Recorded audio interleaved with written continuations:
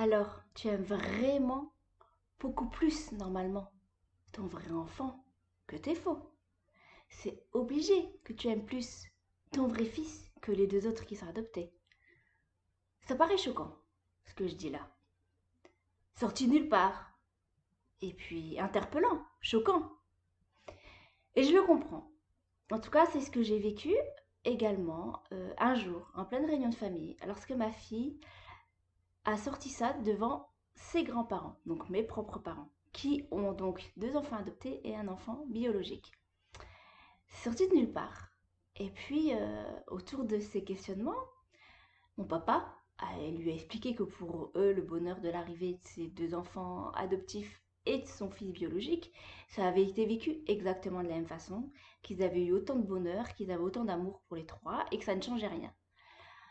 Ma fille, du haut de ses 8 ans et demi, ne lâche pas l'affaire et elle continue en expliquant que c'est impossible autrement et que c'est pas possible qu'ils aient été aussi contents lors de notre arrivée qu'à la naissance de mon autre frère.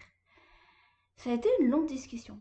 Alors cette vidéo, c'est surtout pour vous faire prendre conscience qu'en fait les enfants sont merveilleux, ils sont sans filtre et qu'ils peuvent un jour avoir de tels propos qui peuvent être complètement déstabilisants, désarçonnants.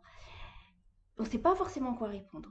Alors moi, en tout cas, j'ai pris le parti d'être franche, honnête, sincère et de lui dire ce que j'avais sur le cœur. Sans forcément la convaincre. Parce que de toute manière, ça ne sert à rien. Si elle, en tout cas, c'est un ressenti qu'elle a, je ne peux que le respecter. Je lui ai expliqué mon point de vue. Je lui ai expliqué qu'elle avait le droit de penser ça, qu'elle avait le droit de ressentir ça, qu'elle avait le droit d'avoir ces croyances-là. Et puis mon papa lui a expliqué également, lui, ce qu'il ressentait, ce qu'il vivait, et pourquoi pour lui c'était pareil, pourquoi lui il aimait pareil ses trois enfants, et pourquoi il n'y avait pas de différence. Je pense que dans ces questionnements-là, dans ces moments-là, ce qui est important, c'est de garder le dialogue ouvert et pas tabou, comme dans beaucoup de familles. C'est important de pouvoir essayer de mettre des mots sur ces questionnements parce qu'au final, ça fait partie de son histoire.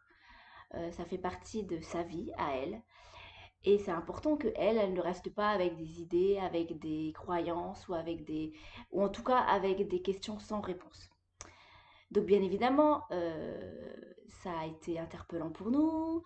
Moi, j'en ai rediscuté avec mes parents, qui forcément, ça leur a fait un pincement au cœur, même s'ils comprennent complètement qu'elles puissent avoir de tels questionnements et qui trouvent que c'est très sain justement de pouvoir oser à son âge poser toutes les questions qu'elle souhaite. Alors si vous vous retrouvez un jour face à un enfant, que ce soit votre enfant ou un neveu, une nièce, un cousin, enfin je sais pas, un enfant de votre entourage qui peut tenir de tels propos devant vous, devant vos parents ou devant d'autres personnes, euh, cette petite vidéo elle peut vous permettre de tenter en tout cas d'essayer de mettre des mots, d'essayer de répondre aux questions et de ne pas balayer les questions comme si elles n'avaient pas existé ou comme si j'avais pas entendu. Ce sera chouette et cette vidéo, elle aura vraiment servi à quelque chose.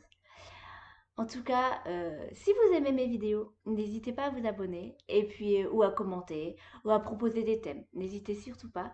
Et puis on se retrouve dans une prochaine vidéo. À très vite. Au revoir.